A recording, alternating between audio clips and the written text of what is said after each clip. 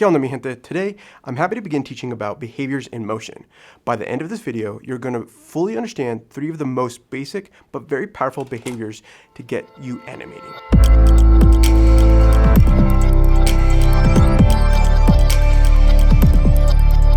Hey, I'm Danny Rubio, the video resident here at Online Creator Studio. On this channel, we create content centered around helping you progress in your creator journey with tutorials, reviews, and breakdowns on what it's like being a creator. Like I mentioned at the start of this video, these behaviors aren't all that complicated, but they are super useful, and when combined with other behaviors, can create some really amazing stuff. First off, I've just pulled this little shape of a text bubble from the Motion library. Let's say I wanted to have this move from one point to another point. The first behavior we're going to address is the motion path behavior. This creates a path for our object to travel.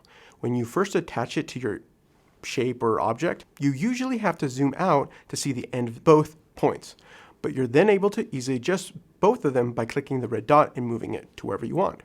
I'm now going to go over the behavior parameters. Now, before I fully show you what these are, it's important to understand that these parameters are what makes behaviors so powerful. Adjusting them is like manually keyframing things in seconds. Each behavior is different, and it's important to mess around with them to understand how to use them. There are several that get repeated throughout other behaviors, and once you understand them, you'll find it even easier to understand or even use other behaviors. Enough of that, let me show you what I mean. Here in the Behavior tab in the Motion Inspector, we'll find a group called Motion Path. We have 9 parameters or properties to adjust. They are the path shape, shape type, direction, speed, custom speed, apply speed, loops, end conditions, and control points. You can see when I clicked on the motion path, a red line appears. This can be changed in the path shape parameter. For now, I'm going to leave it as open spline, and then I'll show you another animation where it is set to a wave. Next up is the shape type. It's defaulted to Bezier. The other option is the B-spline. I'll go over B-spline in a separate video, but for now, you should just know it's a great way for you to create sharper path corners in your animations. The next parameters are ones you'll often see: direction and speed. Direction is self-explanatory. Speed is one of my favorites.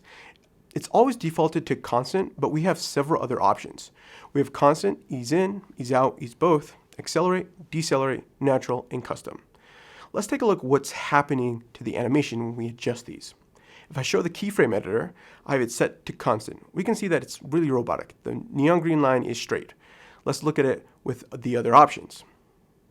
This is where you can see the power of behaviors visually. It's not that you can't achieve these results manually, it's just you get them faster. The other parameters I'm going to address later.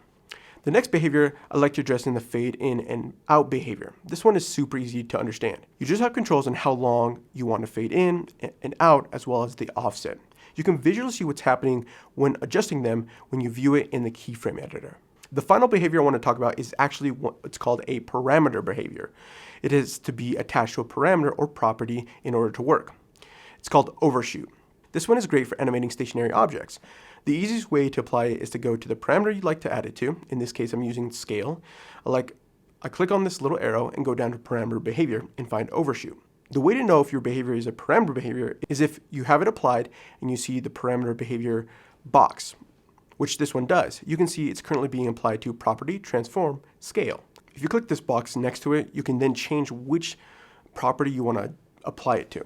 In this case, I'm going to leave it here on scale. The overshoot behavior creates an animation that ramps from start value to an end value, but overshoots the end value just a little bit and oscillates around it, quickly making a realistic springback effect, as seen here in the keyframe editor. In this case, having it start from scale 0 and overshoot to 100, the key here is you need to make the start value exactly opposite of the original property. In this case, the scale is set to 100%, so I want to put -100 at the start. It'll then start from -100 and then overshoot 100 and bounce to the 100% mark. You can then adjust the ramp duration, meaning how fast the animation goes between the start value and the end value, as well as the cycles property, which is the oscillation that happens at the end. Now, you might be wondering what I mean, and that's okay because we can visually see what's happening in the keyframe editor. This is fantastic for animating illustrations in videos. Just remember that whatever property you're applying it to, that you'll need to adjust the start or end value of that. If you'd like to know more about this behavior, check out Roey409's video on YouTube, where he does a fantastic tutorial on the overshoot behavior.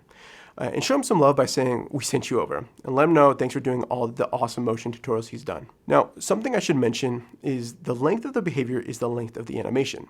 The longer the behavior, the longer it lasts. So for Overshoot, you tend to have it fairly short. For motion path, it could vary. You can easily adjust the timing of behavior by selecting the behavior and then go to where you want it to start and clicking I, and then going to where you'd like to end and pressing O. Or you can easily drag it. Here is another example of the motion path, but with waves. You can see that the motion path is set to waves and it's being set to repeat. That's it. Like I said, these are really basic behaviors to what your animation desires. But once you start to understand how behaviors can not only speed up your animation, but make it even better, I really hope this has been helpful. It's been awesome to see so many of you want to understand motion more. If you learned something new, be sure to smash that like button. Until next time, adios.